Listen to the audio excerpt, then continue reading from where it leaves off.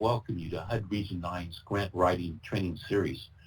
We're excited to be conducting this training in collaboration with our Sacramento and South Stockton Promise Zone partners, and would like to extend a special thank you to Julius Austin of the Sacramento Promise Zone and Darryl Rutherford of the South Stockton Promise Zone for making this training possible. As all of you know, the Promise Zones initiative is based on the belief that a child's zip code should not determine that child's destiny. Additionally, because it is a place-based initiative, our partners, together with you in Sacramento and South Stockton, can tailor the initiative to overcome your community's challenges and further your community's goals, such as expanded affordable housing, improved health and wellness, a more robust community infrastructure, and even an enhanced broadband connectivity. HUD-designated Promise Zones and Promise Zone finalists do not automatically receive additional federal funding. However, what Promise Zones do benefit from is a commitment by HUD and other federal agency partners. We promise to engage with you. We promise to learn with and from you. And we promise to work collaboratively with you to identify solutions to challenges in your community. And when it comes to potentially available federal resources, be they in the form of grants or technical assistance, we promise to do everything we can to help you tap into those resources for the benefit of your community. This is exactly why HUD has prioritized this training and why we greatly appreciate your participation in the entirety of this grant writing training series. We hope that you will find the information shared in this training series to be especially pertinent now, while the impacts of the ongoing COVID pandemic and now the wildfires have caused devastation in many communities. We are seeing a significant increase in federal funding to respond to these challenges. That is why HUD is committed to working with you, our Promise Zone partner in Sacramento and our Promise Zone finance partner in South Stockton. We must assure that you are best positioned to apply and compete for these federal resources.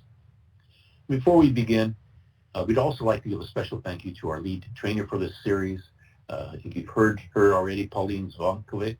Pauline is from HUD's Salt Lake City office and is one of HUD's leading subject matter experts on grant writing.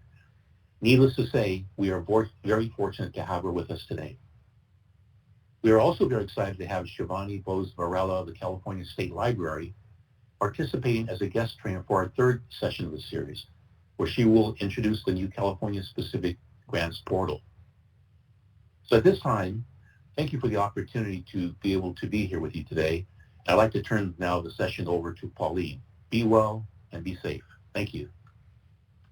Thank you so very, very much. I appreciate you taking time out of a very busy schedule to welcome everyone and to give some background on the reasoning behind this training. As you heard, I am Pauline Zvonkovic. I will be the trainer for you for the next part of it today, and I will also be the presenter for the next two sessions, and finally the last session, which we will have in October, again will be just an open, what we're calling an open classroom for you.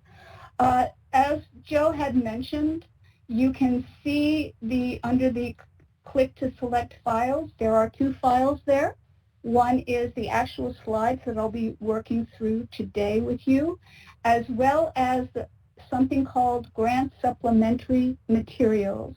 Those, again, I would suggest that you download those and take a couple of minutes during the next couple of weeks to take a look at those materials. They are materials that I have used over the course of years doing this particular grant writing workshop, and I think they will be useful to you, and we can go over those again more thoroughly during the last open classroom session.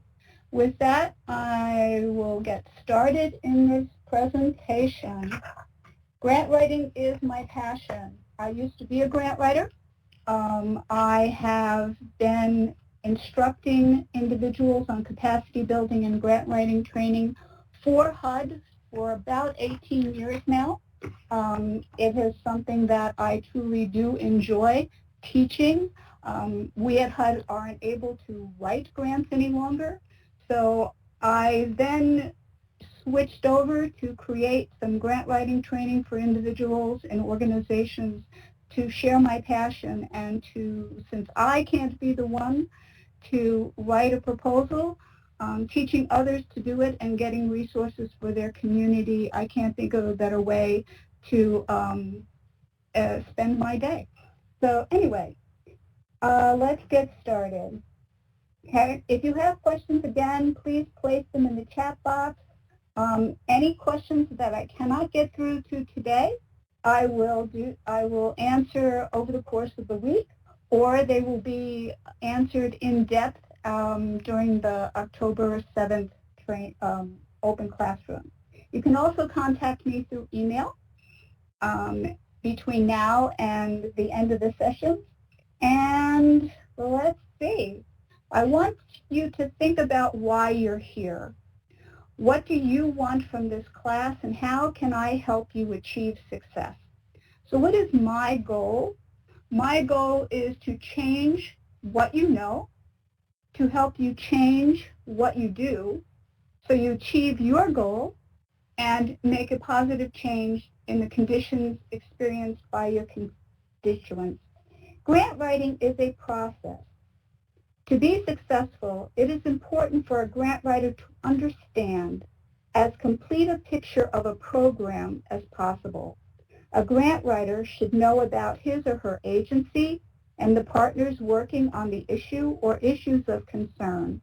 A grant writer uses that information to develop a plan of action. Once that plan is in place, you seek out and find a funder who wants to help solve a problem being experienced by a particular group or community that also aligns with yours. Okay? So we're going to have a series of poll questions so that I understand you, understand my audience a little bit better. So let's see. Okay. I want to go back to the first one, but I don't see how to do that. All right. So it appears that most of you are in fairly large organizations, but there are a few that are small.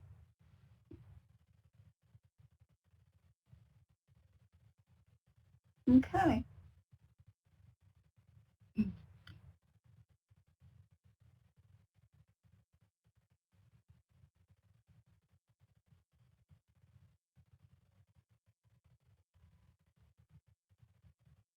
I see as far as the first question on the size of your organization, people are still responding.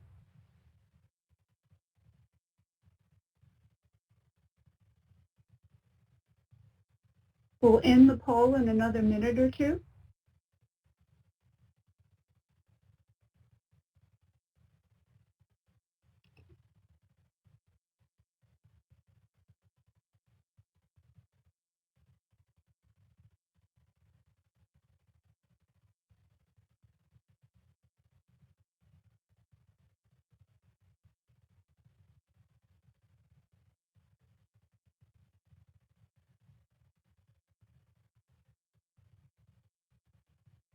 Okay. Let's see. Well, we have some that are extremely small, and we have some that are pretty high. All right. Thank you, everyone. So we have a good cross.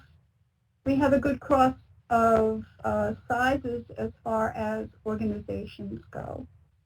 Wonderful. Okay. So here's the second one. Okay. Please let me know what is the primary focus area of your work.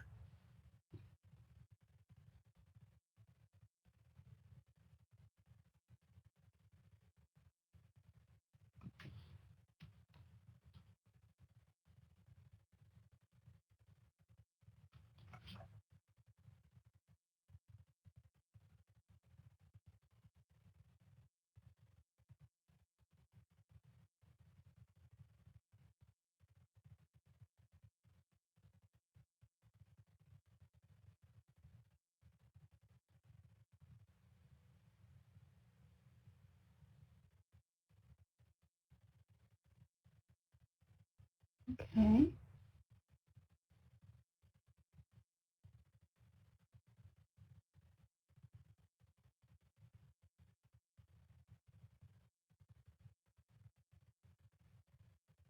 All right. Interesting.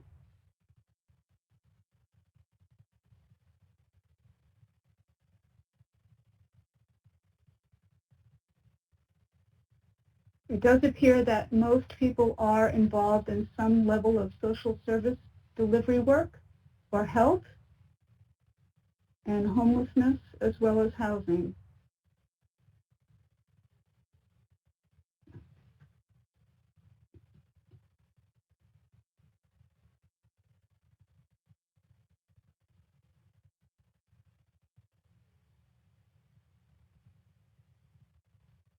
I know some of you will find it difficult to answer this question only because you're probably involved in multiple areas, but I'm just looking for a feel for what you're most interested in or what actually your work is involving.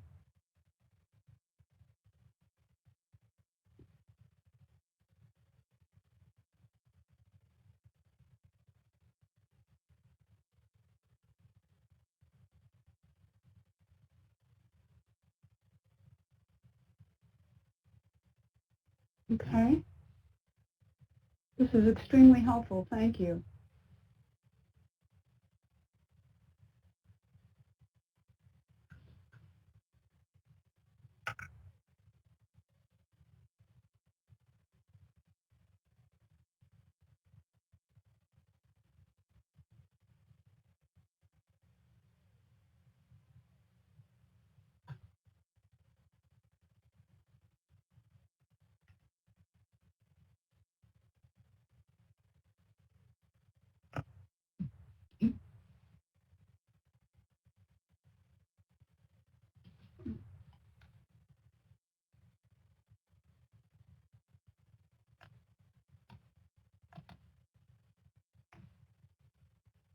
Joe, I believe that anybody that wants to answer the poll just has to click the box, correct?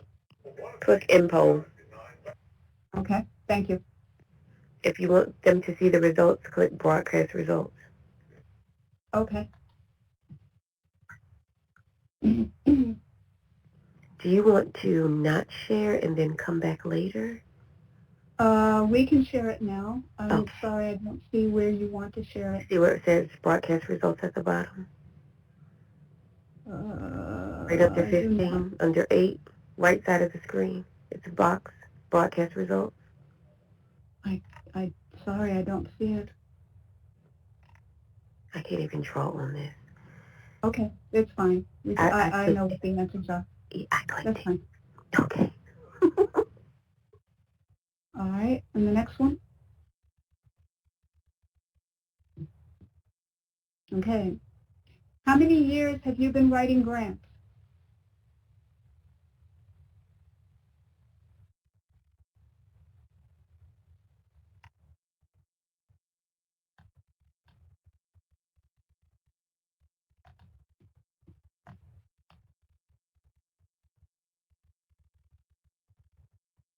My favorite audience, a little bit of the newbies. Terrific. All right now it looks like the majority of people, 68%, have been either not doing grants in the past or have been doing it for less than 2 years. Okay, and yet there is a 18% that have been writing for 10 years. So that is interesting.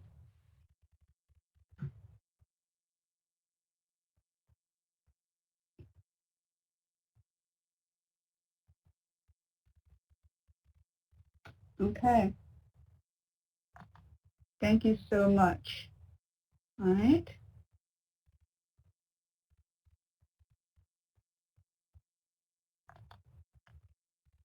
Okay. Finally, you are the organization's lead grant writer or development director.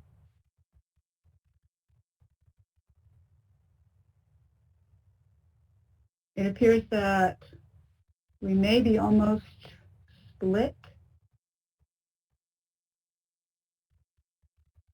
whereas about 60% or so say that they are not the lead grant writer or development director, and about 45% say they are. Okay.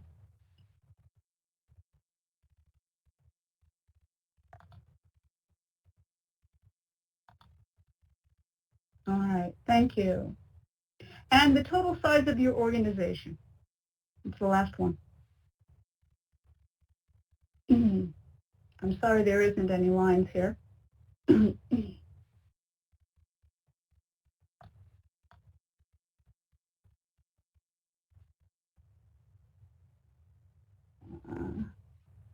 Let's see.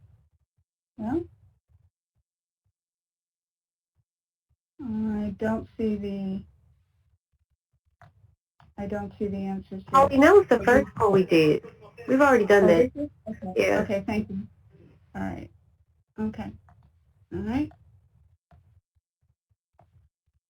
Okay. As far as the poll information, since I wasn't able to share that off with you, it appears that the majority of you are either in an organization with a significant population or you are in a very, very small organization. And the primary services provided by the majority of individuals who are on the training today are in social services related to homelessness, housing, and then health.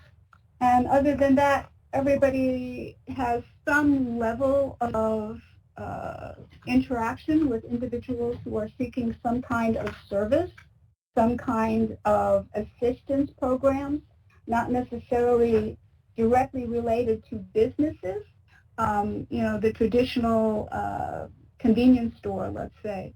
So promise zones, by their very nature, are there to offer individuals and the community as a whole a way to move forward. And hopefully through preparing a better grant application, you will be able to achieve what you want to achieve. So today, what we're going to focus on is two aspects of a grant program or grant application. The first is the need statement or the problem statement, right? So that's the first topic area that I'm going to cover. But in addition, what a program proposal has to cover, or you need to have in your back pocket, information on a wide variety of things. The first is what is, of course, the problem that is existing in the community that you and your organization wish to address. The second is the capacity, right? Why should you, as an organization, be provided resources to see that this program is addressed or this problem is addressed, okay? So why are you the best agency to address this issue? What makes you special? Why should I provide you with my money? Okay? The third is, what are you going to do with the money that you are given? What specific activities are you going to conduct? What are you going to provide individuals that are coming into your agency with what services? What level of services? Who's going to provide the services as far as your staff goes? What kind of partnerships do you have with other organizations that are going to help you achieve your goals? Right? And then how much money do you want? Or how much money do you need? How much money is being provided by others? How much money do you use in your organization to even operate?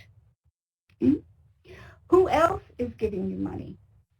What other organizations are contributing either resources as in funding Or are they providing volunteers? Are they providing a particular service? What are they actually providing to ensure that you can meet the objectives of your program? And how are you going to evaluate the level of success that you're going to have? This has become a primary key driver in a lot of applications today. So I'm going to cover that extensively on the third part of the training program that you're involved in now. Okay? And what's going to happen if and when the funds run out from this particular funding agency? Grants, by their very nature, are considered temporary funds. There is no guarantee that you will be able to secure grants from a particular funder year over year over year. I mean, again, sometimes you have an ongoing program that has existed for a very long time, and you rely on those funds as you submit your application on a yearly basis. But I have seen over the course of my career whereby those funding resources sometimes significantly change. First off, it could be because the actual organization providing the funds switch gears. They decide, instead of investing widely in multitudes of programs, they choose to then focus instead on a particular area such as education. Or you have an agency at, say, the federal level where suddenly the priorities shift and the program that you have operated for a very long period of time, those programs suddenly is no longer a priority under a particular administration. So therefore, you're at a loss because some organization or agency has no longer decided that they are going to fully fund the applications for a particular program plan or project. So it can be very, very challenging to know how to move forward when you lose such support. So as I have said, we're going to today focus on crafting the problem or need statement. Okay? And the second part of the presentation will be on the capacity. How do you say to or write to a funder to say that, yes, if you invest in me, if you give me your resources, my agency will ensure that we carry them out, and we are an agency that you should feel confident in, that when you provide us resources, that we have the staff, the experience, the technical knowledge, the relationship with community partners that are such that we are the best place for you to invest those resources. Okay. In the second part, which will happen a week from today, we're going to talk about work plans, the overall plan that you put together to say how the entire particular program or project will operate. Who actually is doing what, how you will partner with other agencies, what will be provided, how often, who will be actually providing it, what geography are you going to cover, what particular population are you specifically going to serve. All of that will be covered next week as far as crafting that particular work plan. And then evaluation strategies. Evaluation, as I mentioned previously, is one of the most important elements in program design today. Agencies, not only at the federal, state, or local level, but private funders have been looking at success in terms of evaluation strategies and how you ensure that you're collecting the proper information to show that that investment has made a positive change to the population served.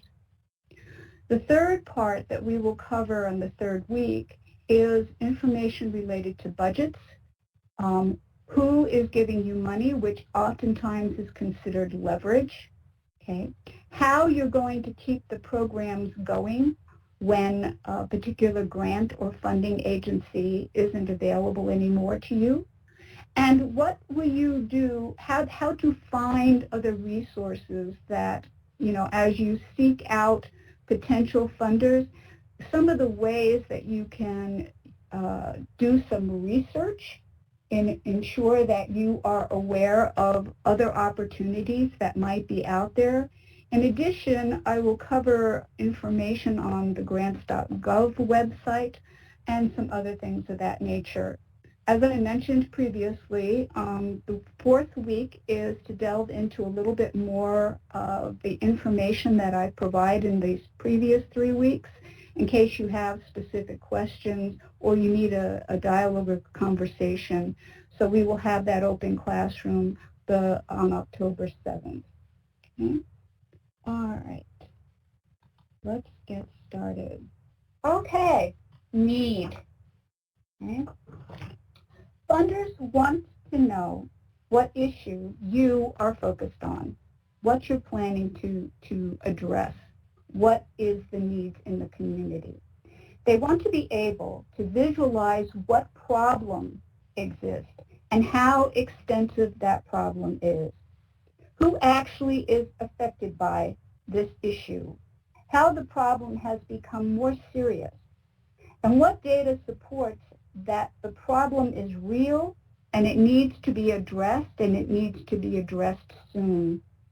Funders also want to know why there is an urgent need to address the problem now. Can it wait?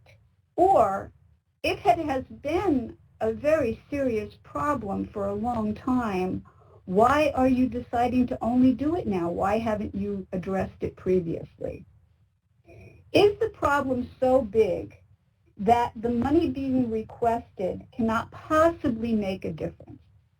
For example, if you have a local foundation, they may not support you if your program is to solve world hunger. I mean, it's an admirable goal, but it is nigh on impossible for a small agency to be able to do that. So if you make the problem too big to solve, then people may be dissuaded because they know that your aspirations are just unmeetable. You can't possibly meet that goal. But, if you wish to address a lack of infant baby food and a daycare center in a small community serving refugees, for example, in a city in California, that is extremely specific. It's very targeted. It's a very targeted population. It's in a specific location. And measuring the need and the eventual benefit to the population after the program is operating will be much easier. So it is incredibly important for you to understand that how you craft the issue that you want to address is critically important to ensure that you have an evaluation strategy that will actually show that your program was what made the difference. Okay.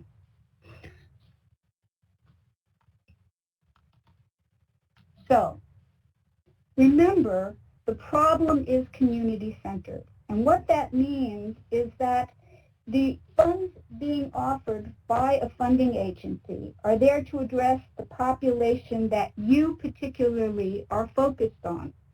If you are supporting a shelter for small domestic pets, don't look for funds from a charity created by the American Dairy Farmers Association. They may have a charity, but they more than likely are not interested in providing shelter opportunities for small domestic pets. Right? So when you are looking for resources, remember that you want to scan those resources to ensure that you are in alignment. They want to solve issues related to a particular population. If you are serving a similar population, then in asking that entity for resources makes total sense. So that's where you have to do your homework and do your research when you are looking for funding outside of your normal funding streams, because you always want to be doing that. You want to ensure that your research is focused and targeted so that the resources that are out there are ones that will address the needs that you have found in your community. Okay? The problem is not about the needs of your agency. If you lack operating funds, staffing, equipment, generally, funders will not be necessarily interested in funding that. If it is a capacity issue on your end, right, that doesn't necessarily mean that a funder is going to resonate with that. Okay? What they want to do is see their resources change an existing condition in the community as a whole, right? Or as the community that you are providing resources for. So yes, you may lack staff, but the need is not your lack of staff. The need is that you need individuals in your organization that can provide a particular service or a program service or some kind of, say, shelter. And in order to do that, in order to provide that resource to individuals in need, you have to expand your organization by either staff members or by space or by other kinds of resources that can be gained through the financial assistance of a funder. Okay? So it's not about your agency. You always craft your need statement to show how your agency is going to address the need established in the community, and the community has to have a say in that. The other thing today is that people want to know that you have identified a problem, but that problem is recognized in the community, that problem, it has influenced your organization to do something. Just because you think that a problem exists in a community, because you hear anecdotally that individuals say have this need, you really have to back that up with data. You also have to back it up by some kind of community engagement. And by engagement is you really need to listen to what people want to see changed in a community. You have to figure out a way to have that communication, whether it is through focus groups, or it is through some kind of a survey, or it is through some kind of one-on-one engagement. Is it through the provider agencies providing you information? Whatever it is, that information from the community that you plan to serve really needs to be detailed and it needs to be collected. So again, do not simply think that what you're providing is what the community is most in need of or most interested in. That will not necessarily serve them in the long run. Simply because you build it does not necessarily mean they will come.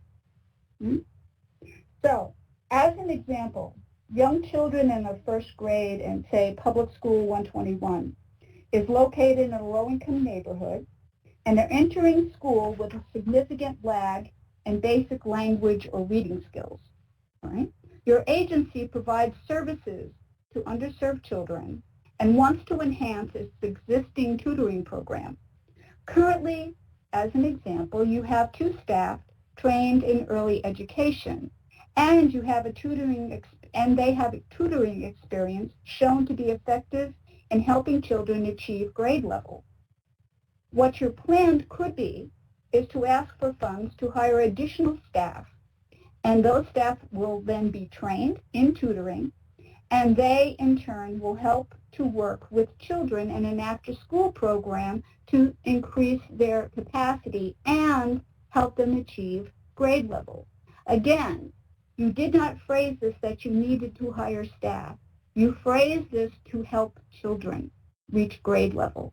And that is one of the things that you have to keep in the back of your mind when you are crafting a quote-unquote problem or need statement. Okay? All right. So when you're crafting this problem statement, when you are telling a funder that, you have an issue in the community that you really need to address as an organization and that you have the ability to do so with appropriate funds, the kind of information that you have to focus on is listed on this slide. And the first thing is to ensure that you narrowly define the problem, okay? I call it placing parameters, putting things as close into a box as you can possibly do, okay? If you place parameters around the problem, the better you will be able to collect information that shows the program or project you have will make a measurable difference. If you have children, as we mentioned in the last slide, that are below grade level in academic achievement, right? You're not talking necessarily about everyone in the entire state, much less the entire country. Maybe you are talking about an entire school district, but does your agency have the capacity to serve children in an entire school district? Possibly not. All right, if you can't serve children in an entire school district, what about in a particular census tract or a particular neighborhood? All right, so then you narrow down the number of schools that you will be looking at to ensure that you can improve the condition of children in that school system. All right, is it one school? Is it two schools? All right, if you don't have the capacity to address multiple issues in multiple schools, can you address the issues in one school or two schools? And if it's in one school, how many grade levels are you going to look at? How many grades? Is it going to be first grade and third grade? Maybe it can only be second grade, or maybe it has to be fourth grade because that's where the grade that the testing starts. Whatever it is, the more narrow you can focus your efforts in a particular population, the more likelihood you will be able to collect data that will say, yes, for students in this grade, our program made a difference based on the information that we collected at the end of the academic year. Where does the situation take place? Again, that has to do with the geography. Going back to parameters, if your program, and some programs do, serve an entire state, that's great, and if your program does that, that's wonderful. But again, you are going to have to show the before and after effects of the impact that your program has on a state level. If it's on unemployment, for example, maybe that will work because you collect enough data to show that maybe that makes a difference, that your program had something to do with a drop in unemployment. But most often, agencies are very focused on ensuring that you can address a problem in a particular community or census tract or neighborhood. If you do choose neighborhood, make sure that you can geographically describe what the neighborhood is. Today, with a lot of applications and the advancements in technology, you can provide a map graphically showing the exact target area that you're working with. But if you cannot, you should ensure that you have another way of describing it as consistently and succinctly as possible. So, what can you say about the issue that actually shows that it is a problem? Okay, is it lead contamination as an example in a large apartment building? And we know that lead can have a terrible long-term health impact to children living in a building. Defining the number of children and their ages along with any tests that have been done of elevated blood lead levels can be powerful and insightful when you are describing the issue. So it is important for you to make sure that you have a good grasp on how large the problem that you are going to describe is. an entire state that is underserved by, some level of, say, water. In case of California, you do have some constraints related to your climate and your ability to deal with certain conditions that your state is facing. Not necessarily per se water, but is the drought conditions that have caused some of the fires that you're experiencing. So you have that as in the back of your mind. Is there something related to the existing condition that is exacerbating some of the problems of the population that you serve? If you are serving children, then children who have asthma are much more impacted by what is going on in the state at the current time. So you would want to ensure that you are focused on that if that is the issue that your agency wants to address. Framing an issue as, for example, going back to lead contamination in a building, if you framed it as an example this way, lead contamination impacts 1.2% of all structures in the state and 9% of the structures in the city. Approximately 20% of those structures are occupied by families, of which 2.5% are children, and of those 4% are under age 6. And all of this might be true. Okay? However, it is a terrible way to frame a problem. Somebody reading about lead-based paint and the problems impacting children in a sentence like that, it will not resonate with them. So you have to frame it in such a way that you would ensure that the reader of the application, fully understands the issue impacting a particular building or a particular set of buildings in a community, and framing that appropriately so that they truly understand this impact is incredibly important. Okay? Issues facing a community might be adding gravity to the problem, such as increasing unemployment, economic stress, caused by decreased government funding or loss of volunteer support. So if you have an issue in your community that you're working on, for example, homelessness, right? And you have, multiple factors that are impacting the population, causing the numbers to rise. What else can you say out of the entire situation, such as lack of housing? Besides lack of housing, what else can you talk about that might be increasing the level of homelessness? For example, COVID-19 has occurred, of course, and has impacted families across the United States and individuals. So if that has added to the burden that your agency sees in the community, that with an increase in the homeless population or the homeless situation, what does that mean? It just means that, yes, you're doing everything you can, but the problem is even more severe, even more grave today, because you have this additional burden placed on the community, for, causing an even larger strain on your service delivery system. Mm-hmm. Who else will agree with you that the problem needs to be dealt with and can be addressed with funding commitments from the partners that you have and other partners as a whole? So who else actually understands this issue that is supporting you?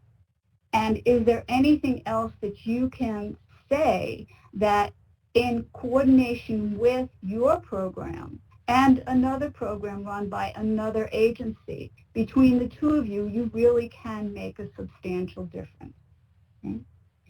Underlying causes can be attributed to factors often beyond a community's control. What effects the problem has on the community can be short-term, long-term, or even generational. If the issue is urgent, why has it taken so long to address the problem? And if it is not an urgent problem, Why is now the best time to spend resources to address the problem? And if action is not taken, what will happen?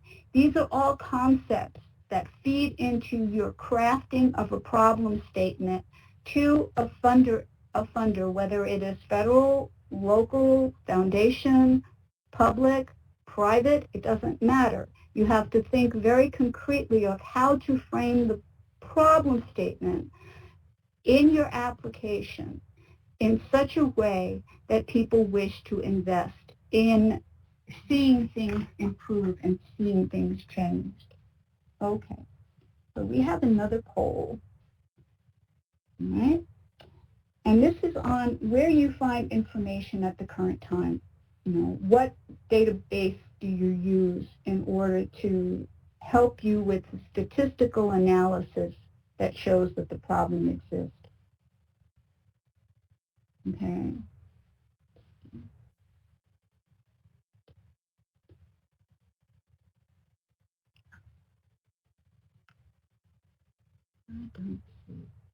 All right. Again, I apologize for not being able to share this, but for part 2 and part 3, any information sharing, I will make sure that I have that available to you. So right now, it appears that most people are looking at local, county, and state databases primarily, as well as internal case studies and data collected from clients.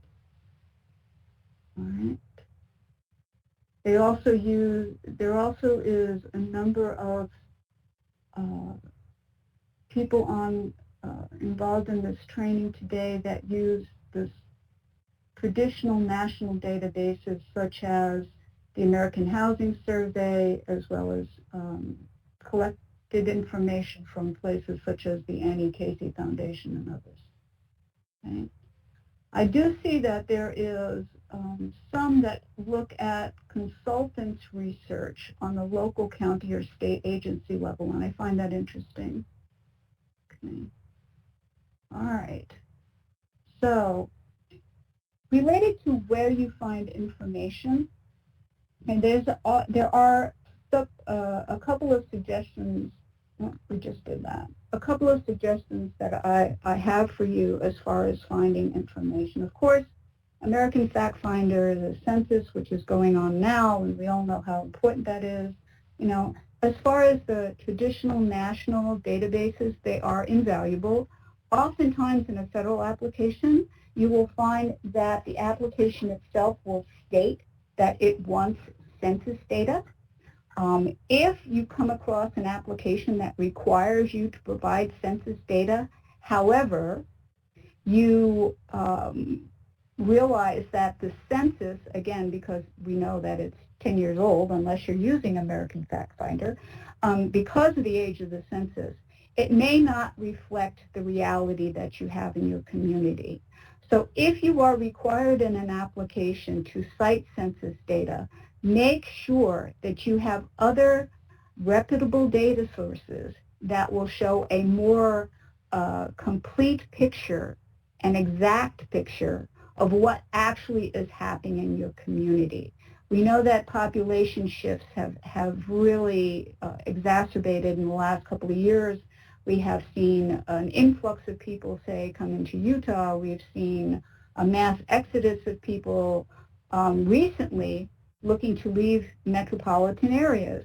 We have seen changes in the demographic profiles of communities across the country. So if you are required to provide a census data analysis of the community that exists in your city or your town, or in this case, your promise zone, and that is not the reality that you see, then that information is important for you to include, not necessarily to rebuff the census information, but simply to say that that was collected too long ago and too many things have changed in your community, and it no longer is an accurate picture of where you are and what you are seeing on a day-to-day basis in the population that you're serving. So it's really important. Okay. Another place, of course, is your local and state government. They also collect information that is invaluable. I'm going to get to the highlighted consolidated plan and fair housing plan in a few minutes. I'm going to go through the rest of this first. Right? Waiting list for public housing. How many years does somebody have to wait on a waiting list in public housing? How many times do people have to turn back in their vouchers because there isn't any units available for them to actually be able to utilize that voucher and move into a unit? Is there any kind of information that is collected by housing authorities in your communities that will give you a picture of demand? Tax filings. Utah does have some information collected by our tax agencies here that can be very, very useful when it comes to the level of income in a population that you are serving. School data can be invaluable. Here, one of the telltale signs of people who are struggling with housing is the turnover rate in students, insofar as students who enter a grade and then wind up not being able to finish that grade because they have moved out of district or out of the school for some reason. So we do have some schools here where 80+% of students enter into a program and are unable to complete that grade level simply because they've had to move. So there's a great deal of instability in the housing area of the community because families are coming in and out of their housing units, disrupting their children's ability to stay within a school. Other grant applications from other partner agencies. Do you have such an agency in your community that would share information with you?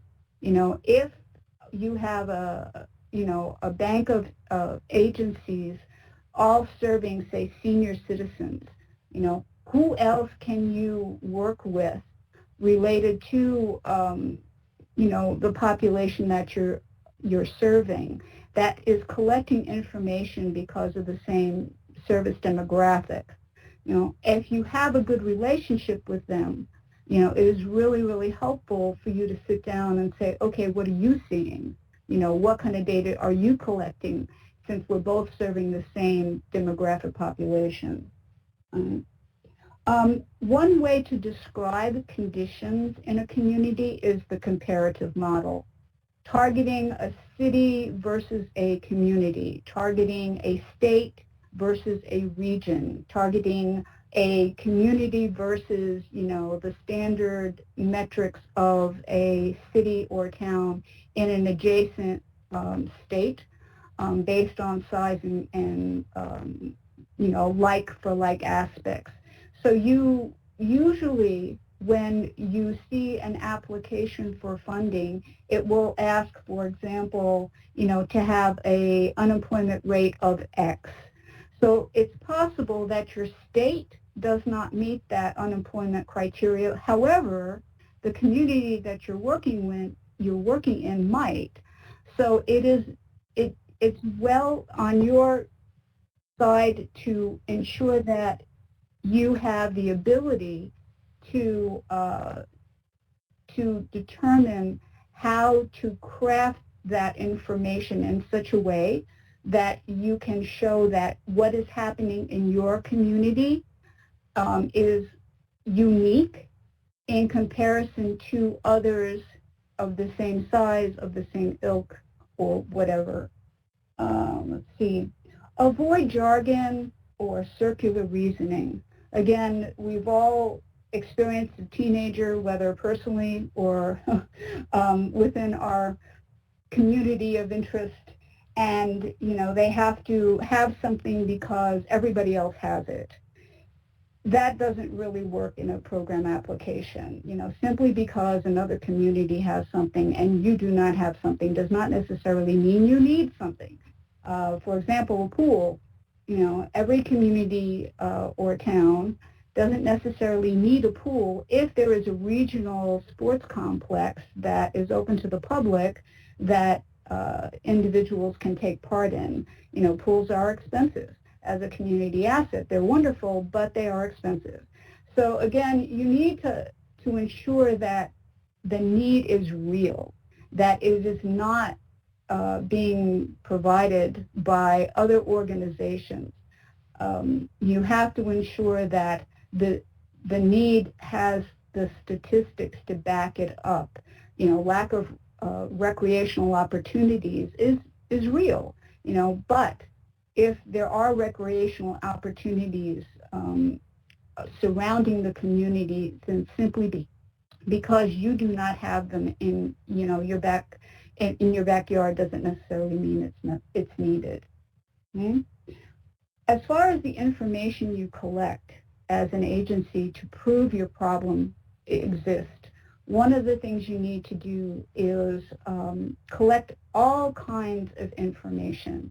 You need to collect information that is statistical in nature, qualitative as well as quantitative. How people view a particular program is important. In addition, you have to collect information that will tell a story. Private funders and private foundations want to know how a program has impacted a set of individuals, and they really like to read about success stories or read about how individuals' lives were turned around by a particular assistance given by an organization. It is incredibly, incredibly important. However, a federal application or a one-page application from a public charity may not have the resources or the time to really delve into the complete narrative or the story behind the statistics. But because you are going to be looking for funding from a variety of agencies or a variety of funders, both public and private, you want to ensure that everything that you can collect as far as showing the need for a particular program or project is there at your fingertips so that you can address it and you can frame your problem statement, without having to do an incredible amount of new research. You want to research now prior to having an application necessarily hit your desk. Surveys can be valid, but they could also be questioned. So make sure that if it is an informal survey that you conduct, that you inform the reader that it is informal, that it's not necessarily anecdotal, but it is informal. And yet the information gathered over a period of time was instrumental in crafting the program that you want to conduct. You want to ensure that you have this at your fingertips.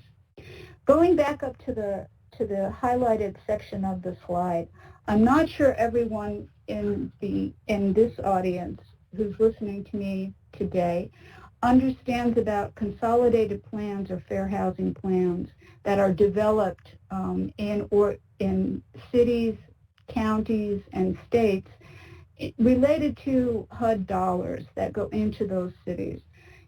Yes, HUD does provide a great deal of funding for municipalities, for grantees that apply for our funding, for state agencies. We do that.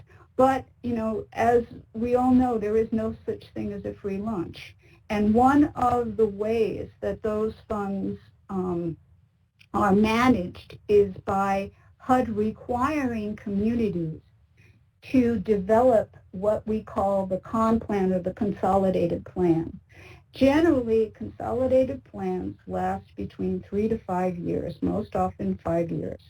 And within a community's consolidated plan, the amount of dollars that are coming into the community and how those dollars are going to be targeted is due to be spelled out by the entity that is developing the plan itself.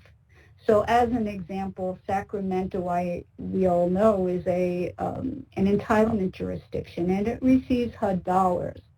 In order for Sacramento to meet its obligation, okay, the city must develop a consolidated plan.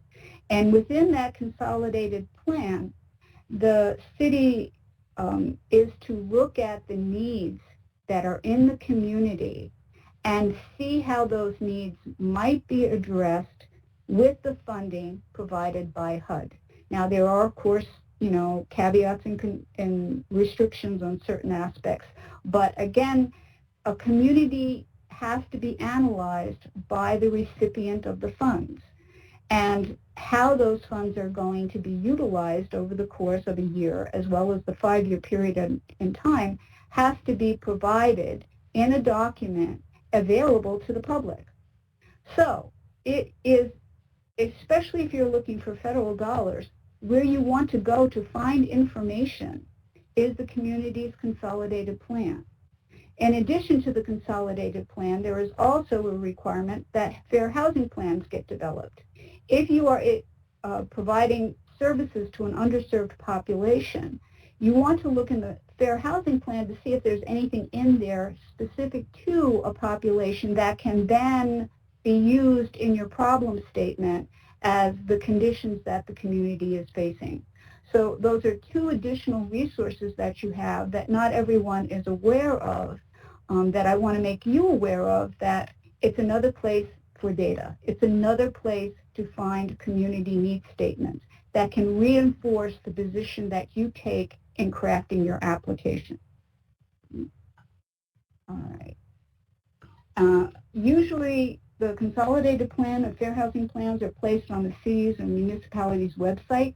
If you're in a community where you're not sure who actually prepares your consolidated plan, just call your local municipality, and they should be able to tell you. If they can't, then call your state and ask for the office that deals with HUD dollars, and they will tell you.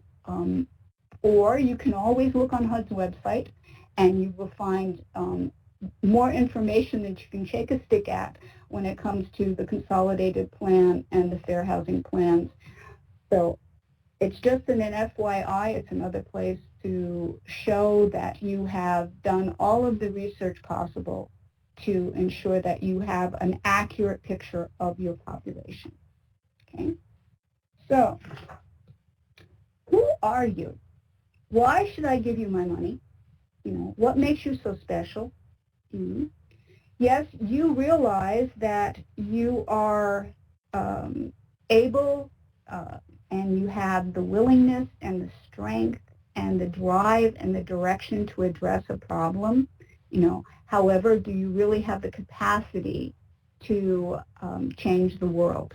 Maybe not for the entire city, maybe not for the entire state, but you may be able to change the world for a certain set of individuals.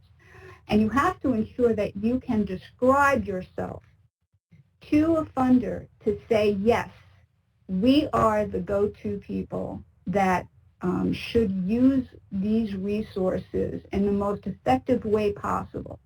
You have to ensure that agencies reading your proposal have a full understanding of why you are the agency to invest in. Why are you the agency that is the best suited? Is it because you have been around a long time? Is it because there's something unique to your organization? Okay?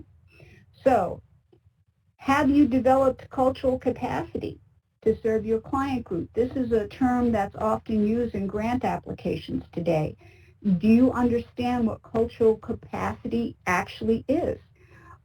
Are individuals in the community that you're working with, is the fact that they do not speak English as their primary language, but you happen to have staff on hand that is familiar with the languages that the community that you serve, and they not only are familiar, but they might be fluent in that other language. So therefore, you have an ability to connect with people that may not be the same as another organization that is trying to serve the same population. Okay? Have you operated a program for many years? And that's great, but has it been successful? Is there any problems in the community that still need to be answered, and why haven't you done it? It's simply because you only can do so much with what resources you have. So therefore, if you had more resources, you could do more. Okay? Have things improved in the community that you have worked in, and what kind of information do you have as an organization that shows that you have made a difference and it was directly tied to the program that you have done over the course of the years? The strength of your agency to serve the community needs to be based on what you can offer that is unique or best suited to meet the needs of the target population identified in your problem statement. If you've been working in the community for years, you should have a track record. If you've successfully managed a program in another area, you can duplicate your success in a new community. Therefore, it is a new program, a new project. Oftentimes, we see nonprofits serve a particular neighborhood. And over the years, as they've built the organization and they've built their cultural competency and they have helped a great number of people, oftentimes they would like to expand the program to take on more individuals living outside of the initial geography. That's terrific. But in an application, oftentimes what you would say is that, okay, we have, operated in the Apple community for years, and we have served 750 people during that time, and we have the following results from our services. We now like to serve the banana and the pear community, with the same level of services, given that we have additional resources available to us through the partnership that we have garnished from other funding agencies. And so now we have more than simply apples. We have peaches, and we have pears, and we have bananas, and we have all of these other programs and projects. Everything has to start someplace. So often when you move a program into a new community, in essence, people view it as a new program. Is it new? No. What it is an expansion of an existing program. But that it's new actually to a new geography and a new set of people. So that's what's important, is that you understand the extent that your program has, and that your capacity to ensure that that program is existing and sustaining and expanding is well thought out, and that you have the information at hand to show that your agency has a long-term vision and your agency has a track record of some level that can really make a difference. So when it comes to capacity, do you have sufficient accurate information to prove that you're the right agency for the work planned? Okay? And if you don't, why? Is there something that your agency has or has not had available that if you had it available, you could do so much more? And maybe that's the whole focus of your grant application at this particular time. Okay? So what you need to do is fully understand the agency that you are working in. And there's a couple of suggestions that I have for you on that. Okay? So I want you to spend 5 minutes of time, and during the time that you do this, I'm going to take a look at their chat box to see what other questions that I may have to address at the end of the presentation. But I want to make sure that I leave time for that. And spending time going through all the questions now may not be advantageous to everyone. So I will go through those while you spend 5 minutes answering these questions. Right? So I'd like you to answer the following as far as the staffing capacity, the operational capacity, your history. Just off the top of your head, you're not going to go and do research right at this minute, but see how many of these questions that you have the ability to answer. And then we'll get back to that in about 5 minutes. So it's 11:52. So at 11:57, I'll get back online. Thanks.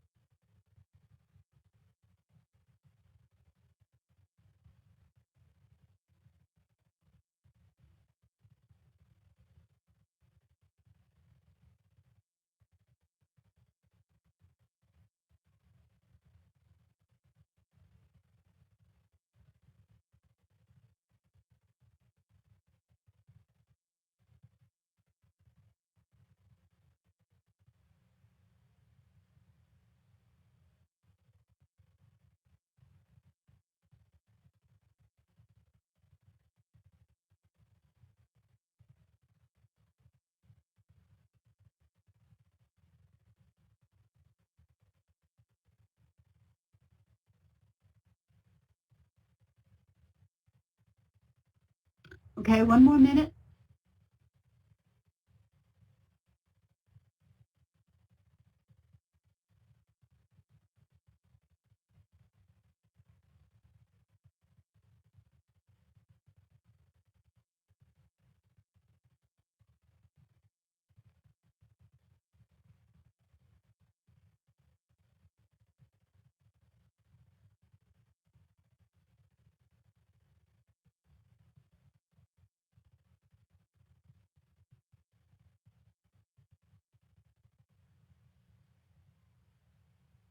Thank you. Thank you, thank you. All right. So these are questions that, of course, I don't have the answers for, and hopefully most of you do have some level of knowledge about about your agency as a whole, right? This is the kind of information that you as a grant developer, or grant writer, or the financial go-to person at your agency really has to understand.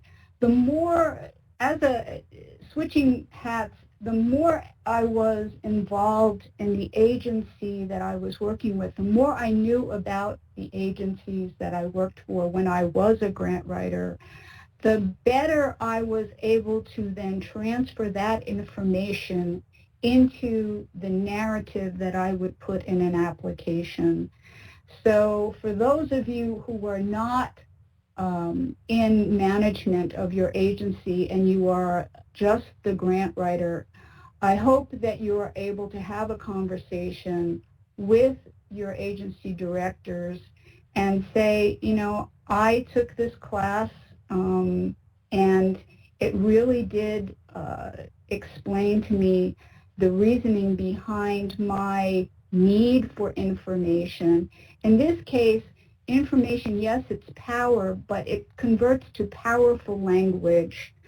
When you are drafting an application, what I would want to have a reviewer feel when they read my application is that not only do I want the reviewer to recommend that my program get funded, I want my narrative, and I want the needs statement, and I want my program narrative to be in crafted in such a way that they not only give me the resources of their agency, they whip out their checkbooks, or they go online and they contribute with their credit card. That's the kind of power that the language that you craft is to have to ensure that you receive all of the dollars that you need to see that your program is successful. And the two critical things that you need to ensure is that your problem statement is strong and that people believe that your agency has the capacity to ensure that this program that you are designed or this project that you're building actually can change the lives of individuals. So that is what you need to provide a funder in an application, okay? So since I cannot read this information because I don't have access to it, you do. If you are not able to answer these questions or all of these questions, I think it would be in your best interest to take some time with those in your organization that have this information and start collecting it. And I'm going to get into that a little bit further in a minute or two. So when you're dealing with answering the questions on why your organization should receive funding, okay, they want to know specifically about your capacity, i.e., what's in your toolbox, who are you? And there's information in the files of your agency that is incredibly important. Important for you to be able to answer these questions, right? First off, how long have you been around? Now, if you, I did notice in the chat box somebody did ask the question of how do you compete when you're brand new? Well, I'll go through that towards the end of this presentation. I'll give you some ideas on that. So how long and how many programs have you operated? Did you start with one program and now you have 4? Did you start with 4 programs and now you're down to 1? That's fine. Either way, it's okay. It's just being able to explain those changes that is so critically important, right? Clients served. You know, do you have specific client groups that you have served over time? Has those clients been identified through specific demographics, such as age or education, high school dropouts, teenage mothers, people who are homeless, whatever it is, do you have information on your clients overall? Have you received awards? Have anyone in your organization been, considered agency employee of the year, something like that? How big is your budget? We'll definitely talk much more about budget on the third class, but again, how large is your budget? What do you have to ensure that you have coming into your organization as far as your operating cost and your management cost and your insurance cost and inflation, and do you own your own building, on and on and on. So do you have a feel for the budget of your programs as well as the operations of your overall organization? What kind of experience does your staff have? When you look at the staff that you have, are there specific qualifications that they have that are not necessarily ones that another agency in the field has behind them?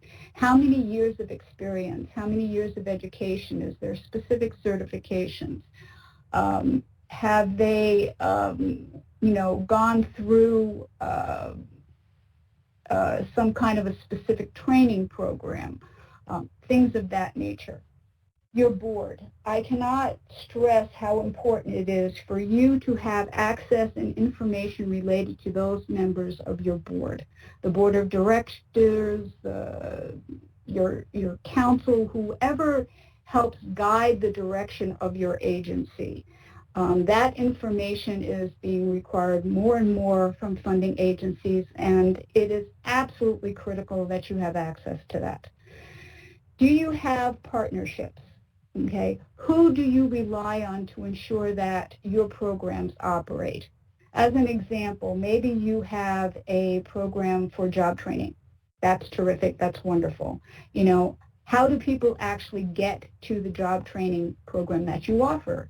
Do you have some kind of a transportation assistance program? Do you have some kind of child care program? Do you have some, you operate out of space that is owned by another organization that they allow you to use it? Do you have access to translators who help guide the discussion when the population that you're working with, it does not have English as a primary language? So what partners do you have?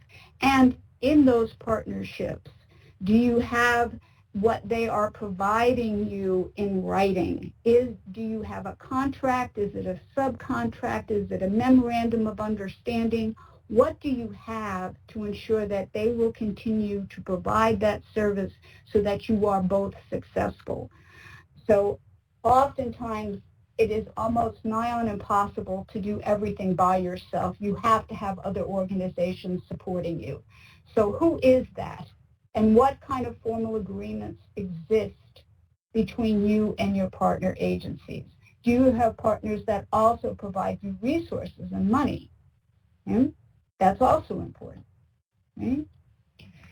As far as your clients, when you are showing your capacity, so how many clients have you served or you have as a target population? Have they grown? Has the outreach that you have done shown that demand has far exceeded your capacity? Have the services you provided, maybe initially you were providing childcare and now you're doing tutoring as well as, overnight childcare, have the demand increased from the community overall? Have you expanded into multiple areas over the course of the life of your agency? Have you changed from an agency that rents its office space to now you own an asset because you own your building? All of this matters when it comes to showing capacity. Maybe not for an application for funding that's on your desk today, but it might be required for an application that'll be on your desk 2 weeks from today. Right? What kind of results have you had in your program?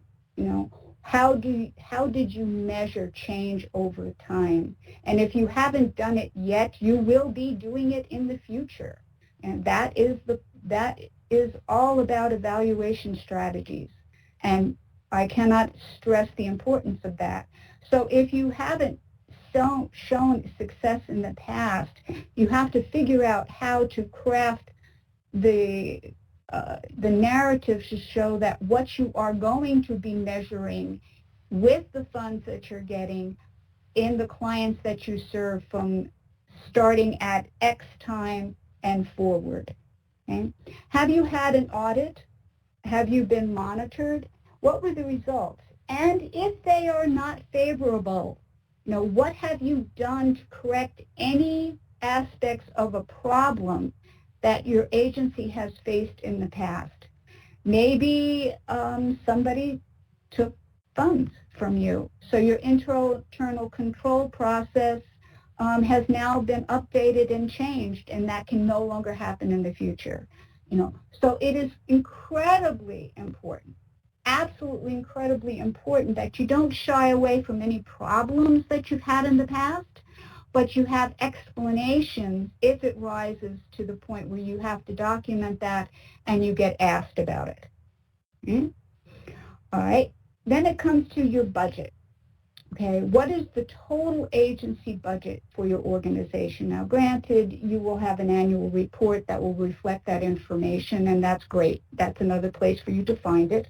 But it's also important for you to have a relationship with the people in your agency that deal with financial conditions and budgeting, so that you can have, you know, very substantial conversations with them as what a new program or project would do to the agency's financial condition. You know, you should not chase the money. Do not alter the agency's mission simply because the money is available now to do something totally different. In my personal experience, I have seen agencies do this. Agencies that were incredibly well-run, terrific agencies that provided, you know, research on poverty as an example. And they did a phenomenal job. Well, over the course of years, they decided to get into grant writing and a particular type of grant. And for the first year, they were successful, and so they added more staff. And the second year, they were successful, so they added a few more staff. And by the third year, when they were not successful, the agency, because they started to depend on the resources from the grant, started to have financial difficulties. And when they didn't get the grant the second year, they went through a financial crisis. They had large turnover in staff, and that agency no longer exists anymore. You know, so chasing the money simply because it's there, if that changes the fundamental nature of your agency, I would strongly caution you away from taking that action, you know, unless you're fully aware of what that would mean to the agency as a whole. Okay? So as far as your total budget, you need to have that information and fully understand the program budget. All right, so you have a particular program that you're seeking resources for. How much of that program goes into the makeup of the total financial condition of the agency? If it's 5%, that's fine. You know, then if something were to happen and that program not get launched because you didn't get the funds, it will have, you know, a very small impact on the overall program or your overall agency's budget.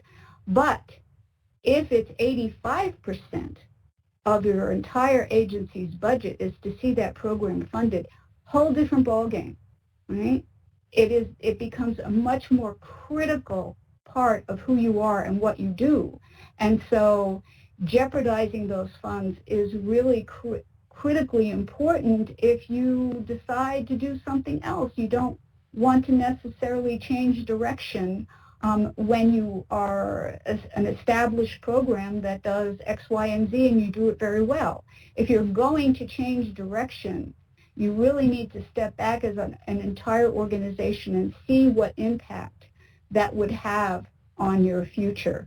Right? So again, be very cautious when you are looking at putting all your ducks in, or I guess it's eggs in one basket, not ducks in a row. So anyway, okay.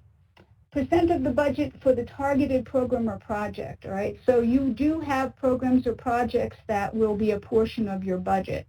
The more funding you get from variety of agencies, variety of funders, the more complex it will be for your agency to manage the internal financial resources that you have coming in. So you have to balance the amount of dollars that you bring into the agency to ensure that you do not overwhelm your agency with administrative burden, therefore administrative cost. So you have to be very cautious. But in today's environment, in the same respect, no one funder will completely, usually, 99% of the time, fund entirely one project. You will not go to the Rockefeller Foundation for $5 million and they will provide you $5 million and everybody is happy. That is a rare instance today. Today, if you needed $5 million, you may be submitting, anywhere from 5 to 500 applications to get those resources. And for every funder that provides resources to your organization, there is a price for that. There is an administrative cost for every different funding source that you get. Some is very small. Some is simply they want to be acknowledged on some documents and they want, a thank you letter and, please provide them with your annual report. That's fine. Others require, a very specific set of financial reports on a monthly or quarterly basis, and there are regulations related to how those funds get spent. You have to ensure that if you seek money from an agency that has extensive reporting requirements, that you have the bandwidth in your own organization to handle those reporting standards. All right. If you are looking for grants from a public agency, such as HUD or a federal agency, you have to be able to operate on a reimbursement basis.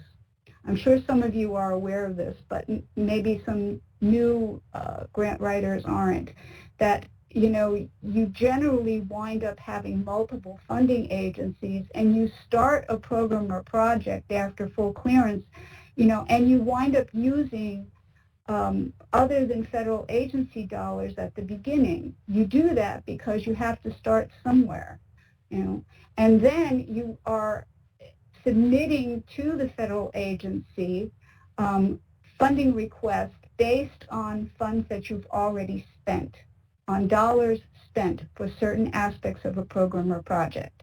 All right? So we operate on a reimbursement basis. And it's important that you have some resources in-house that you can utilize to start a program or project, because you can't necessarily use federal dollars right off the bat because they're not available. They're only reimbursable. Okay? What kind of debt does your organization carry? Do you have any problems related to that debt that you need to be aware of? Are you able to meet your financial obligations right now? This is an example. If you pull out the slides that are loaded within the files that are provided to you, right? You will see this Foundation for Community Care application, and it is a one-page application, which is quite interesting because it is asking for extremely specific information, and it's asking for details on the capacity of your organization in order to conduct a program or project, all right? The qualifications include information related to your board. As far as the mission, purpose, size, location, and history, all of that is required. And this is a fairly simple application, but the kind of documentation is a nice summary of all of the kind of information that you as a grant writer should be collecting up front, so that when you sit down and the application hits your desk, you have information in your files and you don't have to start searching from scratch. So I pulled this up because I thought it was quite interesting on how they summarized the kind of information that I'm actually going over today with you. Okay?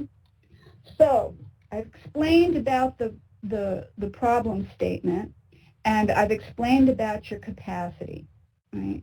One of the ways to help you ensure that you are fully prepared to go forward with conducting a funding search and creating your grant application packages and other things is to think in terms of creating an agency resume. Right? So when you as an individual went out to find a position in the world after you graduated, what did you draft as far as an introductory level asking for employment? You put your best foot forward. You wanted to ensure that a company that was going to hire you fully understood, everything that you had to offer as an employee to ensure that employer should hire you because you would be a benefit to them. So think in those terms and think about creating a resume of your organization in and of itself, right? So first off, you would want to say who works for your agency, right? So your job descriptions. You maybe have, 12 case managers, two financial individuals who are in the development office. You have an assistant deputy director, you have a deputy director, and then you have the manager.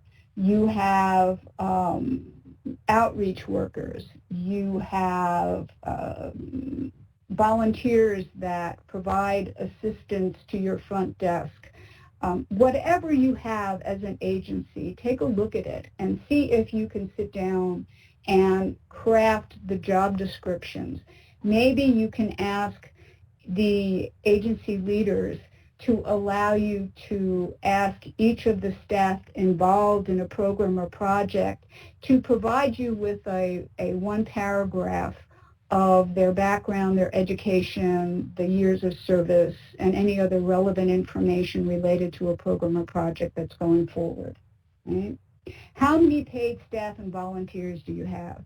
Now, if you are going to count volunteers, which I strongly advise you to do, make sure that you clarify that it's volunteers that are offering either a professional or non-professional service to your organization. And do you have records in and of itself to ensure that those volunteers are available to you, on an ongoing basis? Do you have records of how many hours? Right? Can you demonstrate the ability of the staff to target specific populations group? What kind of success rate have you seen in your grant proposals in the past? What is your board? Again, I will talk more about the board on the fourth session, but the members of your board and what they bring to the table of your organization is incredibly important. Do you have consultants that you rely on? How do you determine what they will be engaged in? Are consultants involved in actually crafting your grant applications? That's important for you to have as far as documentation as you sit down and craft information on the capacity of your organization to see a program or project become successful. What kind of success stories do you have? We already talked a little bit about that. Do you have internal control security systems so that someone cannot have access to information that should not be publicly available, especially today if you're serving vulnerable populations and you are collecting information on those individuals? How do you protect that data? What do you do? Where is it in databases? Who has access to those databases? What kind of security measures have you taken to ensure that that is not something that is readily available or made available to the public? What kind of ethical standards has your organization adopted? And again, we talked a little bit about partnerships. So what I want to leave you with is capacity and need, all right? You can collect all of the information on the needs of the community now if you don't already have it available. And if you have it available, make sure it's relevant for today. Things changing so quickly in 2020, it's been a whirlwind. So how has today, what we have gone through this past 12 months, what does everything look like as of today? All right? And update what you have to ensure that you are reflecting all of the conditions that you are facing in this year of conflict and turmoil. Collect your agency information now. If you have this information, make sure it's up to date and readily available. All of this will save you time when you see an application out there and you want to apply for funds. If you have this information up front and available and current, then you don't have to look for it all. You can craft the answers that are requested in that application package with the information you already have available and save time for describing your program narrative, which is where you want to spend the most time. Right? So this is the end of part one, and now I'm going to go in. We have some time available, and I'm going to answer some of the questions that you have posed in the chat box. The first one was somebody who plans to open a permanent home for disabled homeless women. How can you narrow down any further than 8 women will be housed? The first suggestion I have is, first off, when you are describing your program, I wouldn't necessarily stress that the full extent of your program will be to only house 8 women. I would stress that your program might be considered a pilot program, that you want to address the needs of disabled homeless women by providing them a permanent supportive housing, and as an initial step, the target population is 8.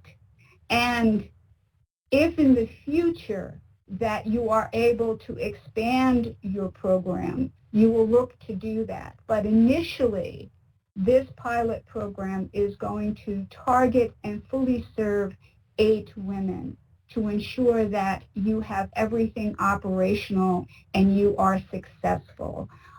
And then I would go in and look at the permanent supportive housing models that have been publicly available to best practices, and ensure that the program delivery system for those individuals will be very robust, and it will provide you with information after your service delivery goes on for, say, 6 months, a year, 2 years, that you can then replicate that model, whether you do it or others will do it, but it will provide a model of service delivery that can be replicated over time by, organizations interested in ensuring that women in this situation have a safe, secure, decent, healthy place to live. So that's how I would consider framing it if I were crafting an application for that particular service delivery system. Jargon. I didn't go through my my jargon statement. Jargon is something that you as a community recognize, but others who might be in Washington reviewing an application would have no idea what you were talking about. In Utah, we have something called the Wasatch Front. Now, if I placed that the geography I was planning to serve was the Wasatch Front without any explanation, that serves the reviewer of the application to nothing. I mean, they'd have no idea what I am talking about. Of course, it's a mountain range, and it is the extension of communities in Utah from Provo to, say, Ogden, for the most part. It's a little further than that, but we'll give it that. So, but without that explanation, it means nothing. So do not expect somebody in Washington, D.C. to be able to understand something specific to your community that they may not be familiar with. So just ensure that you are descriptive enough so that if you are using a term that's locally understood, that it is described fully to the reviewer that you are working with. Okay. Okay, the comment about Utah, collecting information regarding on statistics. Yes, in Utah, our tax office, the state tax office, their commission, they issue reports on, the level of income of individuals that are employed in certain service sectors.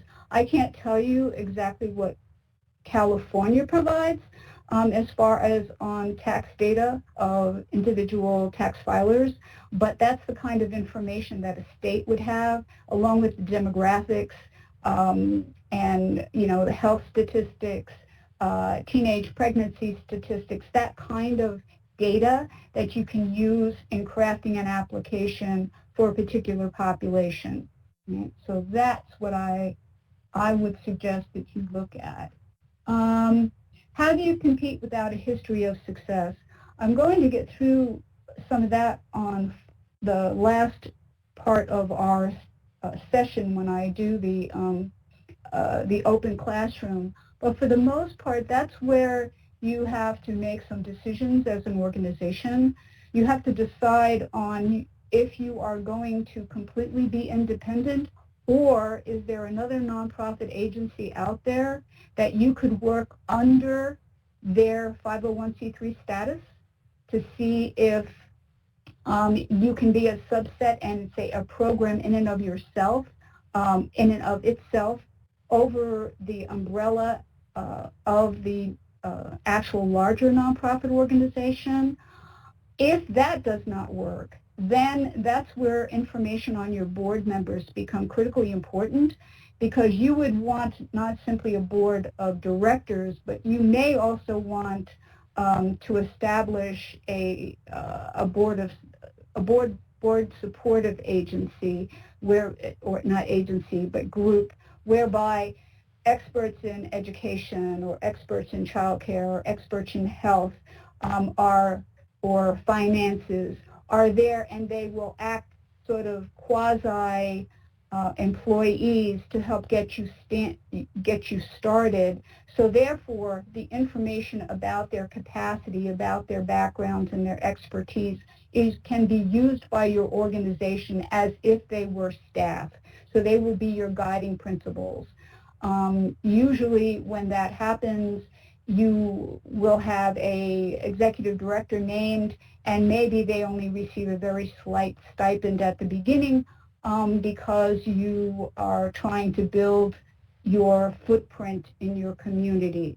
So it is your partnerships that you will need to rely on to show that your work plan is possible, because you have all of these other entities helping you ensure that you meet every aspect of capacity to make sure your program works. So oftentimes that's what happens in brand new organizations. You should be able to re-listen to this recording because I know that it is being recorded.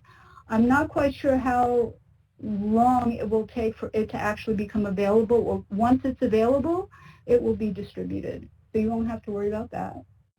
Okay. Yes, expanding your capacity is what most grants are all about. Or it's either to keep your doors open to ensure that you're sustained, or you are looking to, because you have a program or project that's already doing fairly well, and because it is serving a certain number of people, you see potential to serve more because there is always more need than we can possibly address. So therefore, asking for funds to expand the operations, let's say, of your program makes total sense. You know, actually, sometimes it's more difficult to find funders who are willing to just keep your doors open for the sake of keeping your doors open. Usually they want to see what's going to be somewhat different or why the need has grown so much so that therefore your program or project is more relevant today than it was, a year ago. So crafting the application such that people understand, that you are doing more. And yes, we can try to do more with less, but right now that's not possible. So we really need to have more to do more. Okay, let's see. I will miss next week, so I'm on a flight. I will look at the recording of the session. All right. So is there any other questions that I can answer for you before we sign off for the day? Again, next week, I'll be talking about your actual organization's plan for a program or a project.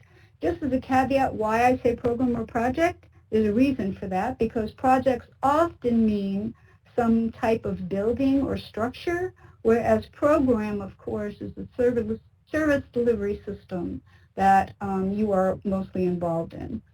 And so, let's see, any other questions in the chat box? Yeah, I don't see any. I do hope that most of you, or if not all of you, are able to attend next week's session. It will be on the 24th.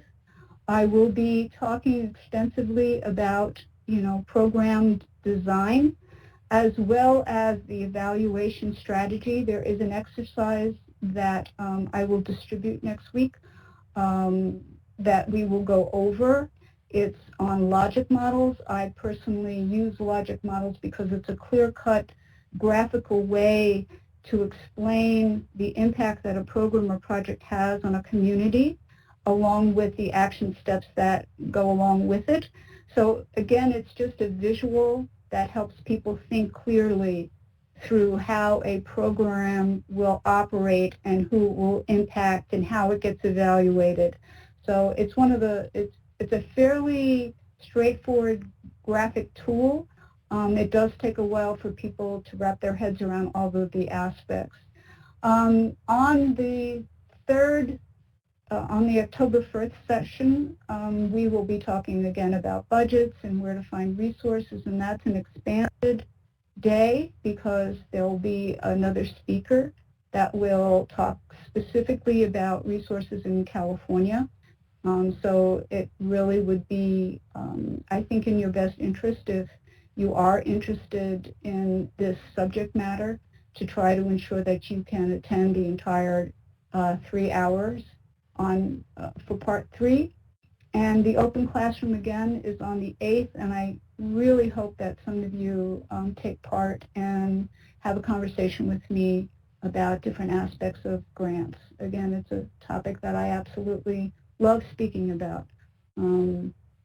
Just think, all they know about you is what they read on a sheet of paper, and you have the ability for them to partner with you to change the lives of individuals in your service community.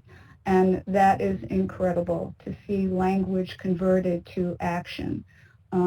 There aren't very many places where you can see the result of, your hard work, more so than when you craft something that really can then in turn change people's lives.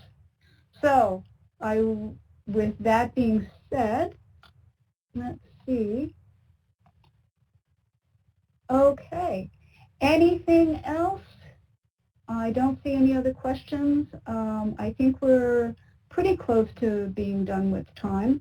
I will leave you to the rest of your day. Thank you from the bottom of my heart for everything you do, especially in the challenging environment that we live in today. I, again, can't do what you do, so anything I can do to help you be successful, I will do my best to try. And I look forward to talking with you on part 2, September 24th. And for that, have a most wonderful day. Take care, everyone. Thank you, Joe.